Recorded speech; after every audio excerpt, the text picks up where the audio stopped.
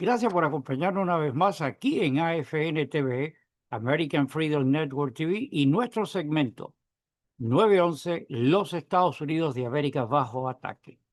Muchísimas gracias a todos ustedes por acompañarnos en esta velada de hoy, jueves 12, 8 de la noche, donde tomamos nuevamente esta posibilidad de compartir con ustedes conversando de historia con Enrique Encinosa. Enrique, no hay que darle más luz de la que él ya tiene, es historiador, conocedor de toda esta saga, de toda esta trama, la causa por la cual estamos nosotros aquí en el exilio, y él nos trae esa información con el deseo de que esta historia no se pierda, que se atesore y que a través de ustedes sea puente para que pueda llegar esta información a otras personas. Por lo cual, le invito que compartan el programa. Si usted está con nosotros por primera vez, muchísimas gracias. Para nosotros es un privilegio nuevamente pues poder contar con personas que nos estén siguiendo, que busquen esta información, y para ello le invito, por favor, suscríbase al canal, active los algoritmos que permite la plataforma, como es la manito arriba, la campana. Eso es gente que le van a informar a usted una vez que nosotros estemos subiendo un nuevo material. Usted recibe esa información. Sin más dilaciones, muchísimas gracias a todos ustedes por acompañarnos y pasemos a esta conversando de historia con Enrique Encinosa.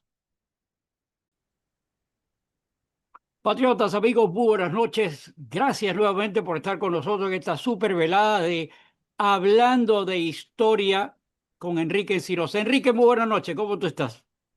Siempre bien, ¿para qué quejarse? Para adelante. Óyeme, como los minutos son más cortos, los minutos a veces son segundos, vamos a aprovechar el tiempo. Nos quedamos en un tremendo tema, pero tú nos dijiste que íbamos a tener esta semana todo tuyo. Fíjate, ya yo pensé que había terminado con la serie que hemos hecho desde el principio de la lucha armada anticastrista contra el régimen. Pero me puse a pensar y todavía me falta la situación de Panamá en el 2000, con los arrestos de Luis Posada, Guillermo Novo, Gaspar Jiménez y Pedro Remón. Eh, Así que voy a entrar en ese tema hoy. Y después vamos a ir a un ciclo nuevo de conferencias históricas. Cubanos que pelearon en la guerra de Estados Unidos, la guerra civil, y que después pelearon en Cuba en la guerra de los 10 años. Eh, Loreta Velázquez, que fue espía y se hizo pasar por hombre en un momento para estar con el marido, y fue teniente de caballería del ejército confederado. Y así hay varios casos. ¿Cuántos cubanos saben quién es el Andarín Carvajal? Así que hay muchos personajes. El Andarín Carvajal, que corrió en las Olimpiadas y en vez de usar zapatos de correr, usó zapatos de Sí, cartero, que ya, era lo que él ya. tenía. Así que, pero hoy voy a hablar básicamente de Luis Posada, y quiero recordarle a la audiencia que los que quieran escuchar toda esta serie de la lucha anticastrista desde el primero, pueden oír a mi página y hacer un scroll down bien largo, porque hay muchos. Son, yo no sé ni cuántos encontré, como 30 quizás, ¿no? Y, o más. Así que, pero ahí pueden, si empiezan por el más viejo, empezar con lo que fue el proceso histórico contra Batista, el año 59 después, cómo se organizaron los primeros grupos clandestinos, cómo se empezó la guerra guerrilla, la crisis de los cohetes, el asesinato de Kennedy, Playa Girón, eh, las misiones del Alfa 66, las infiltraciones en Cuba, o sea, la guerra por los caminos del mundo, Vicente Méndez. He tratado de cubrir prácticamente todo sin, eh, sin volverme loco, ¿no? Y sin dar una charla aburrida. He tratado de dar conocimiento histórico. Déjame hacer una acotación aquí. Dos. Una, hoy es un día célebre, 10 de marzo, hay alguna fecha en el calendario de Cuba, pero lo que quiero resaltar, el otro día estaba en una estación de servicio de gasolina en Jayalía, en la ciudad que progresa, y resulta ser que estoy echando gasolina y hay un señor y se me acerca. Yo lo conozco a usted. Usted hace un programa con Enrique Encinosa, es un gran hombre, tiene un talento extraordinario. Y yo, tú sabes, buen cubano en Jayalía y la gritadera y todo el mundo mirando y yo haciéndome, tú sabes. Y yo, no, yo los veo a ustedes toda la semana en programa de historia, así que tenemos una buena referencia. El señor se llama Rafael Ordóñez. No hablé más nada con él, dice que nos sigue a través de Rumble. Así Tú que sabes que yo en un supermercado que yo frecuento, se me acerca uno y me dice, yo sé quién tú eres. Le digo, ¿quién soy yo? Déjame saber. Me dice, Enrique Encinosa. Le digo, bueno, si no te debo dinero, sí. Si te debo dinero, no. Es otro. Y entonces se echó a reír y me dijo, te vi anoche en un podcast de historia. O sea, sí, uno se va encontrando gente aquí y allá. lo malo de eso es que si te están buscando por otras razones, ya te salen ubicado, ¿no? No, ya esos tiempos pasaron para mí. Ya estoy viejito y con canas. Así Cómodo. que, así. Bueno, y quiero recordar a la audiencia también, díganselo a sus amigos, estos programas de historia y el de Candela, que es sobre temas contemporáneos, se puede ver en Rombo, en Telegram, en X, True Social, Signal, YouTube y Facebook. Así que, y si alguien quiere dejarme un mensaje, me lo pueden mandar a través de Facebook en la mensajería. Así que, y nada, vamos ahora entonces a entrar en el tema de Luis Posada, y que fue el más peligroso, peligroso de verdad en el aspecto de que, pero el hombre que volvió, se convirtió en el anticastro, ¿eh? de su época. Él nace en Cienfuegos y de niño era muy audaz en el aspecto de que yo conocí a una señora cienfueguera que fue a la escuela con él y me dijo, oye, dice Luis cuando era niño, que tenía 13 14 años, dice, en la escuela nuestra era ladrillo y varios, y 3 pisos creo que me dijo que era.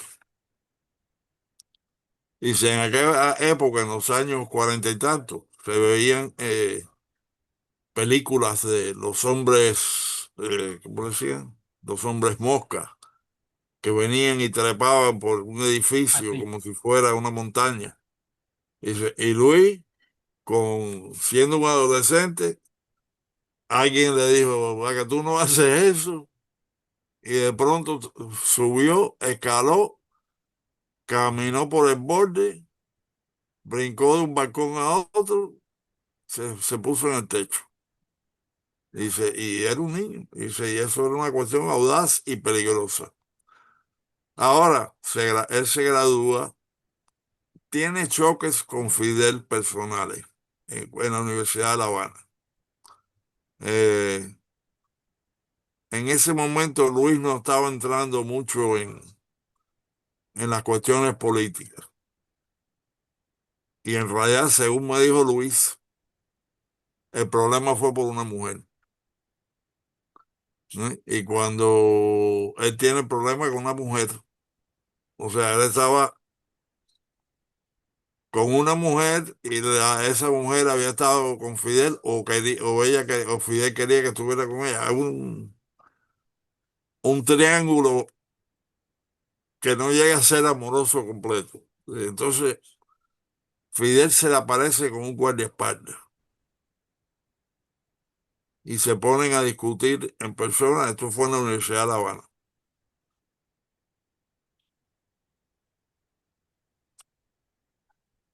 Y Luis llega un momento que se enfada tanto con lo que Fidel le está diciendo que le suena un galletazo a Fidel.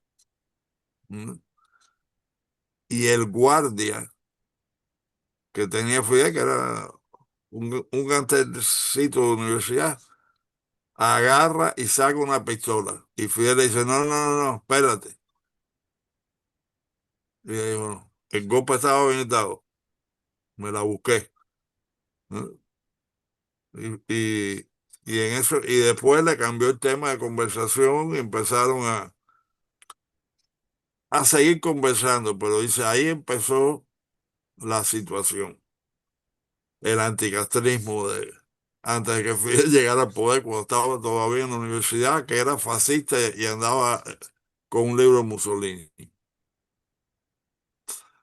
De ahí se gradúa Luis de químico y se casa en 1955 en Cienfuegos y tenía un negocio de eliminación de ratas, mosquitos, o sea, un negocio insecticida, que él mismo, como era químico, lo sabía hacer. Y también trabajó en contratos para los centrales de la zona, en cuestiones químicas. Todo va muy bien, muy normal,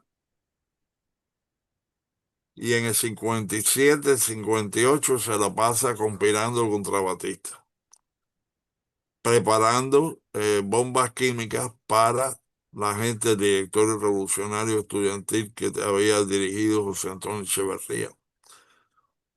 Después de eso, cuando triunfa la revolución, él sigue de nuevo en su negocio. O sea, él no agarra ni pide cargos en el régimen. Y después, rápidamente se empieza a dar cuenta de cómo está la cuestión del socialismo. Eh, la explotación del hombre por el hombre. Mm. Verdaderamente, hay un proverbio polaco que dice, el capitalismo es la explotación del hombre por el hombre, bajo el comunismo lo reverso ocurre. ¿Te pones a pensar? Sí. O sea, explotación. Luis entonces empieza en el clandestinaje contra Fidel Castro y lo que él hacía era fósforo vivo. Fósforo vivo es una química que cuando coge oxígeno, coge candela. Y Luis me dijo que todavía en ese momento en Cuba había ping-pong, pelotas de ping-pong. Y que compraba las cajas o la gente que estaba asociada compraban cajas de esto. Y entonces él inyectaba fósforo vivo dentro de una de las pelotas de ping-pong y lo sellaban con un poquito de cera de una vela. Eso tú lo tirabas en cualquier lugar donde viniera el calor después Muchacho. y según se iba derritiendo, explotaba. Y él estuvo en eso. Después eh, decide irse y todavía se podía viajar libremente, no habían roto las relaciones de Estados Unidos y Cuba, pero estaban tensas las relaciones. Y Luis decide irse, llega a Estados Unidos y contacta a, a la inteligencia norteamericana. Y entonces ahí tiene más entrenamiento y regresa a Cuba. En el regreso a Cuba lo meten preso. ¿No? Y ahora comienzan los primeros presidios de Luis Posada.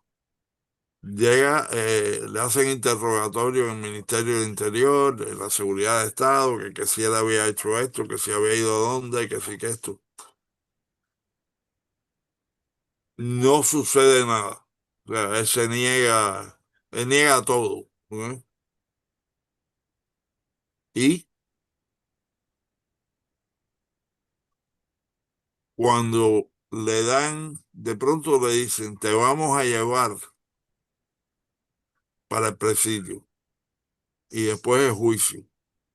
Y él sabe que el presidio va a ser la cabaña primero y el juicio después, en la misma cabaña. Y si no lo fusilaban, iba a ir en la de Pin, que estaban ya empezando a llenarla. Y entonces él, "Oh, me tengo que resignar".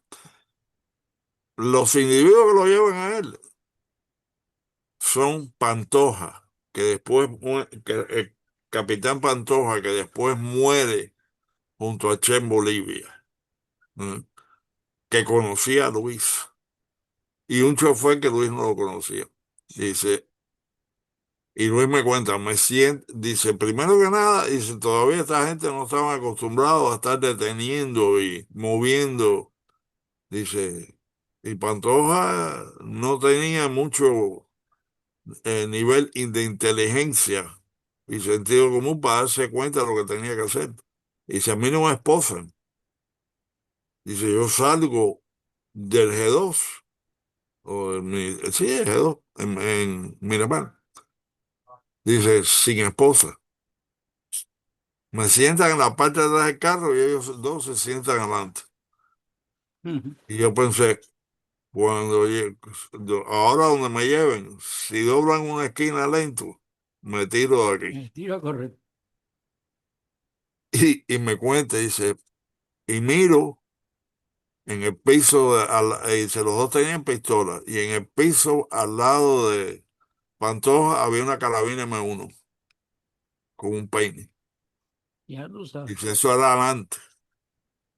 Dice, pero Pantoja parece que le molestaba el cinto, ¿no? Y se zafa, se saca la pistola de la cartuchera que él tenía y la pone al lado de su muslo. Dice que ese sí yo podía llegar a agarrarlo, si me tiraba para adelante de pronto.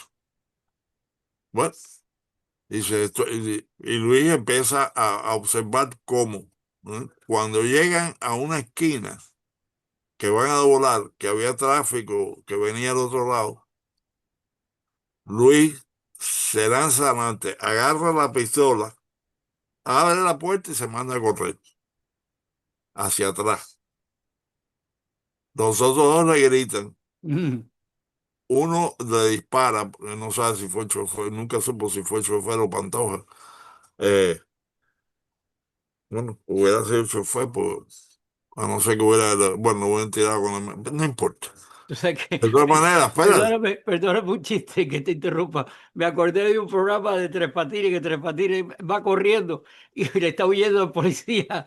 Y el policía le dice, párate. Y dice, párate tú, que a ti nadie te viene persiguiendo. Y entonces, eso es, me acordé del evento ese que iba corriendo, entonces posada en dirección contraria y párate. Entonces llega a la esquina, dice, con la pistola en la mano, y se había un autobús que acababa de parar ahí para recoger a alguien. Y Luis se monta en el autobús, le apunta la pistola al chofer y le dice, empieza a manejar y no pares en ninguna. ¿Eh? Y la gente que estaban, había gente, ella le dice a la gente, no se preocupen, aquí, aquí todo está bien. Va unas cuantas cuadras, se baja en donde hay gente y se pierde dentro de ese grupo. Después regresa a Estados Unidos. Viene la operación de Playa Girón, pero cuando él llega a la brigada, ya es muy tarde. ¿No? O sea, él llega al campamento en Guatemala cuando ya la brigada está en su tercer día de combate en Girón. Y él es miembro de la brigada, pero simplemente no tuvo tiempo de participar. Después de eso pasa a ser agente, no, pasa a ser oficial del ejército americano cuando vienen las unidades cubanas de Fort Jackson. A él le dan entrenamiento no solo de soldado, sino de militar. Y, o sea, de oficial. Oficial. Y se graduó de segundo teniente, creo que de infantería, eh, en Fort Benning. Ya entonces está divorciado y casado con Nieves, que es la que se casa con él y nunca se divorcia, a pesar de que estuvieron años separados aquí y allá por sus aventuras. Cuando termina su hitch en el ejército, entra en la CIA. Ahora déjame decirte, para la CIA, según los expertos en la CIA, eh, eh, toma 6 años para el agente que entra por la puerta para ser entrenado y el agente que llega a ser verdaderamente eficiente y profesional en un campo, 6 años. A Luis Posada Carriles, en 3 años, la CIA le ofreció tramitarle ser jefe de la unidad contraterrorista de la DICIP en Venezuela. Bueno, fíjate el nivel de eficiencia que debe haber tenido en las operaciones, que él nunca hablaba de esas operaciones. Eh, Aunque sí por su cuenta estuvo también vinculado a Tony Cuesta y los comandos L. Cuando él llega a Venezuela, no existía todavía el grupo antiterrorista. O sea, había una pila de voluntarios que estaban reunidos en una oficina, pero les hacía falta equipo, automóviles, motocicletas, eh, equipos de transmisión, equipos de espionaje, todo ese tipo de cosas. Y mejor armamento, etcétera. Entonces, eh, la mayoría de esa gente eran ex policías o ex militares. ¿No? En la primera semana que Luis llega, ¿no? Él se pasa el primer día hablando con cada uno de sus hombres. El segundo día se lo pasa distribuyendo labores entre sus hombres. El tercer día se lo pasa leyendo archivos de los tipos más peligrosos en la resistencia contra el gobierno. En ese momento, lo que había se llamaba Bandera Roja. Había otros más, pero Bandera Roja era la principal. Y era un grupo comunista, fidelista, guevarista, de cual Cuba había mandado agentes a trabajar con ellos. ¿No? Incluso a Cuba le interesaba Venezuela y había habido ya invasiones, o sea, de infiltración, en la cual había habido quienes después quienes eran ya o después fueron altos rangos del ejército de Minfal. Después que Luis lee todos esos reportes y su esposa Nieves llega a estar con él y él le alquilan un apartamento en un barrio decente de Caracas. Cuando él va manejando camino al apartamento, pasa por un edificio y ve un carro. Y era un carro que no era común en Venezuela. O sea, no es uno de esos carros que tú ves todos los días en la calle.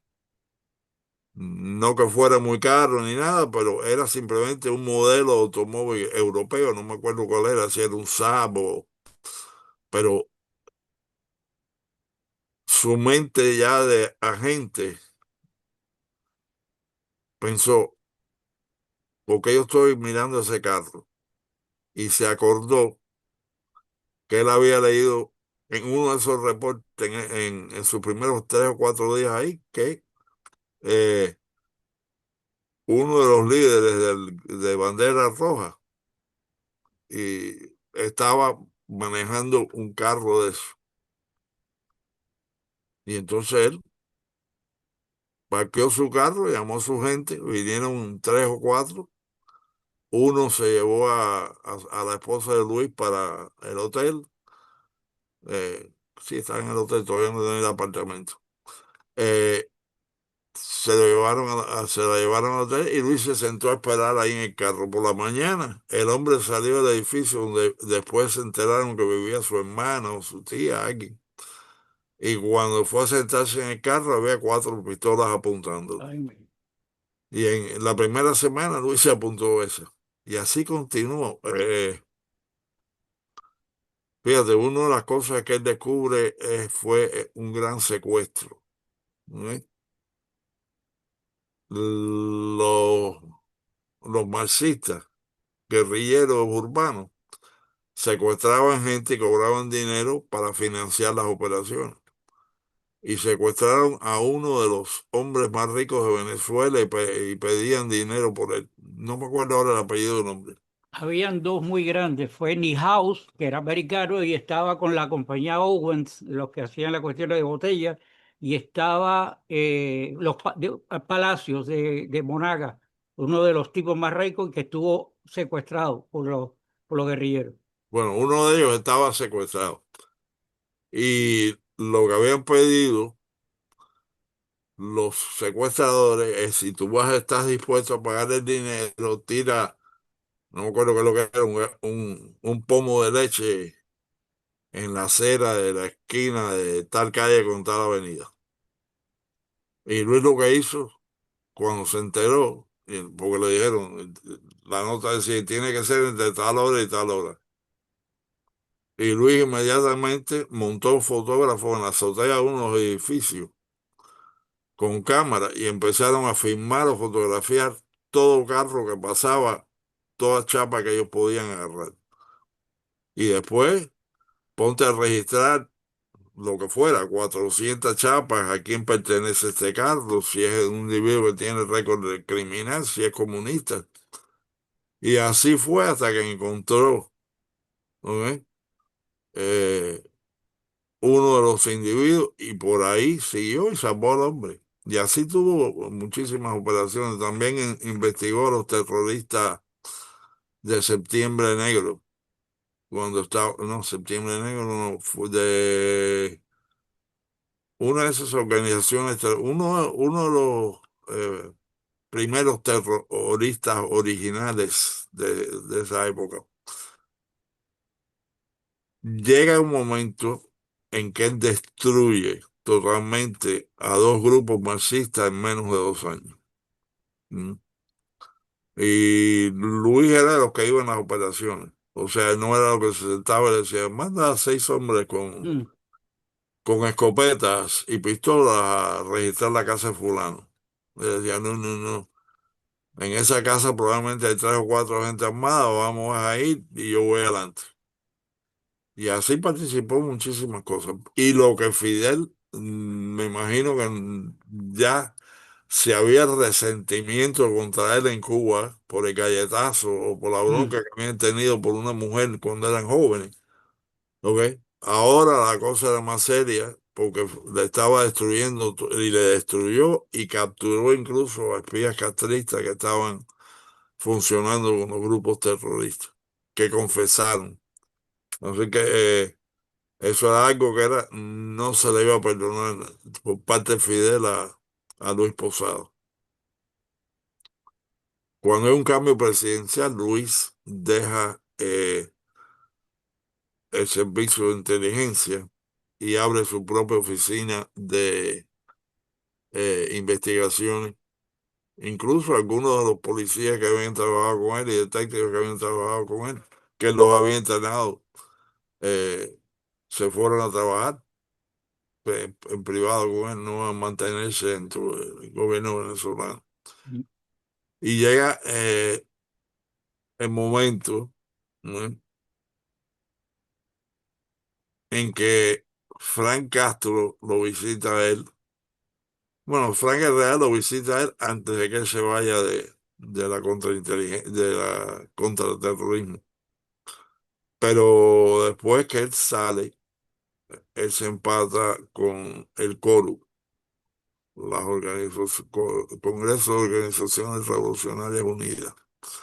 Y en el CORU, vienen de todas las acusaciones que hace Cuba son en su mayoría boberías Mm. o mentiras totalmente falsas. ¿Eh? Este, pero viene la situación del avión de Barbados y ahí lo meten preso. Fíjate, Luis me cuenta y me dice, dice, en Venezuela el problema era que si tú caías preso, no había una fianza. Dice, tú preso por eso, te ibas a estar preso hasta que fueras a juicio. Ese juicio se puede dar 2 años. En Venezuela el sistema no es como aquí que tú eres inocente hasta que demuestras lo contrario. En Venezuela tú eres culpable hasta Hasta que que demuestres tu quede inocencia. Por inocente. consiguiente, ahí no hay fianza. Tú estás metido adentro, ¿Sí? como dice en Venezuela, enguacalado. O sea, Enrique, nos quedan 5 minutos. Me voy a despedir. Oye, el programa de Enrique, perdón, de Posada, por lo menos necesita 10 10 programas para poder hacer la Bueno, historia completa,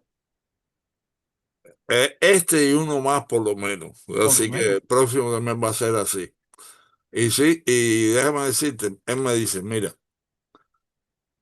hubo un general venezolano que me acusó que su hijo había muerto. Y me decía, pero es que su hijo había muerto y que yo lo había asesinado. Y si yo no tuve nada que ver con eso. Dice, después, y me acusó públicamente. Dice, después, cuando la noticia se corrió de que el hijo había estado en problemas de droga y lo habían matado criminales, entonces no me pidió perdón. Dice, llega en el juicio, dice, no permitieron que trajeran al inglés que era experto en explosiones de aviones. El gobierno de Fidel Castro no permitió ni quiso que se levantaran pedazos del avión del fondo del océano, ¿eh? Porque si se probaba que la explosión se debía a algo que no había sido un sabotaje, ¿eh? Eh, y que bien pudiera ser, porque en los aviones, había gente que traía armamento y había algunos de los que estaban regresando a Cuba que venían bien directa de África y esos lugares. Sí, sí, antiguamente era así. Y tú metes una granada en la maleta y si esa granada explota en el aire, A Bolín. ahí se acabó todo. Pero Bueno, bueno, eso. Y este, además, cuando llegó a Miami, pasó 2 exámenes de polígrafo independientes de los detectores de mentiras. Y salió absuelto en el primer juicio. Y después vamos en el próximo programa a hablar de sus escapes en Nicaragua y las otras situaciones con Luis. bueno, antes de despedirnos, vamos a decirle a todo el mundo, por favor, compartan el programa. Es importantísimo que la historia llegue a tantas personas que podamos y por favor, vamos a recordar los lugares donde pueden localizar el programa en las redes sociales. En Rumble, Telegram, X, True Social, Signal, YouTube y Facebook. Así que, y ya con eso concluimos esta sección de hoy. La próxima es Luis Posada, Guillermo Novo, Pedro Ramón y Apá Jiménez en Panamá. Y después su entrada en Estados Unidos, su prisión aquí, su juicio en El Paso. Yo tuve que ir al Paso a testificar. Así que, y al final su muerte. Bueno, pues muchísimas gracias a ti, un abrazo. De verdad, no tengo palabras con el agradecimiento de poder seguir continuando haciendo estos programas. Amigos, Oye, yo no depende lo de podía ustedes. hacer sin ti. No, No, no, tú eres el mago. Y el, ahora te has pero convertido en el rey del Artificial Intelligence. oye, no sé si viste que el que te mandé arreglado para el programa es sorpresa para todo el mundo. Vean Oye, el programa, bueno, lo tuvieron que haber visto ayer, el de Candela, ahí estuvo muy bien. No hay para más. Un abrazo, gracias a ti por todo. Que Dios reparta suerte, mis amigos. Que Dios bendiga a los Estados Unidos de América. Nos vemos en la siguiente oportunidad. bye.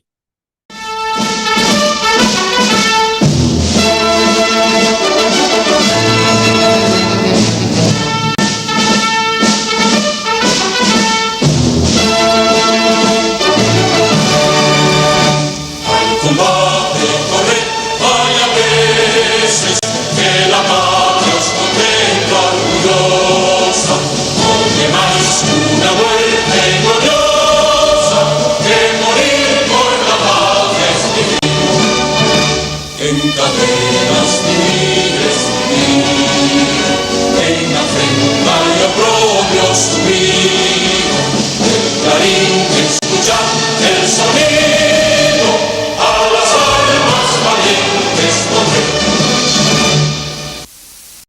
I pledge allegiance to the flag of the United States of America and to the republic for which it stands, one nation, under God, indivisible, with liberty and justice for all.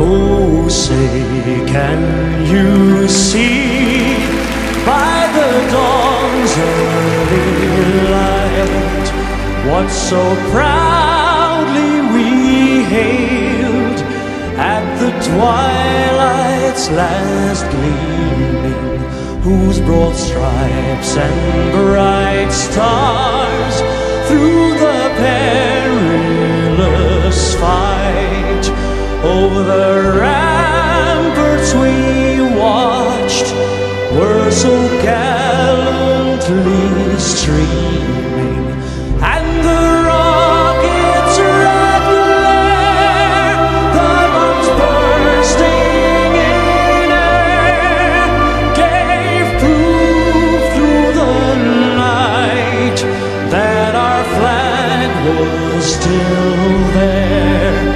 Oh, say does that star-spangled banner yet wave o'er the land of the free and the home of the brave?